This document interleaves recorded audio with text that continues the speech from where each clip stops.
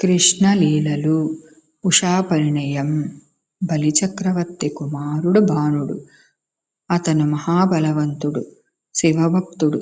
శివుణ్ణి మెప్పించి తన నగరమైన సోనపురం ద్వారం వద్ద కాపలా ఉండేటట్లు చేస్తున్నాడు. బాణాసురుడు కుమార్తె ఉష. ఆమె చక్కని చుక్క.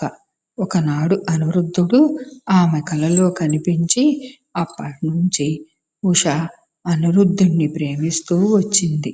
చెలికత్తె అయిన చిత్రలేఖ ఓ రాత్రివేళ యోగబలంతో ఆకాశమార్గాన ద్వారకు వెళ్ళి నిద్రలో ఉన్న అనిరుద్ధుణ్ణి తెచ్చి ఉషాకన్య దగ్గర చేర్చింది. వారిద్దరూ ప్రేమతో రహస్యంగా గడుపుతున్నారు. అయితే ఈ విషయం భానుడికి తెలిసిపోయింది. అతను అనిరుద్ధుణ్ణి నాగపాశాలతో బంధించి ఉంచాడు. ఇలా ఉండగా అక్కడ ద్వారకలో అనిరుద్ధుడి జాడ తెలియక అంతా ఆందోళన చెందారు. తరువాత నారదుడి వల్ల అనిరుద్ధుడి సంగతి తెలుసుకుని కృష్ణుడు యాదవ వీరులతో సోనపురంపై దండెత్తి వచ్చాడు.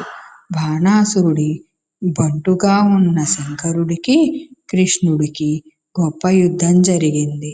కృష్ణుడు తన మాయతో శివుణ్ణి మోహంలో ముంచివేసి బాణాసురుణ్ణి ఓడించాడు.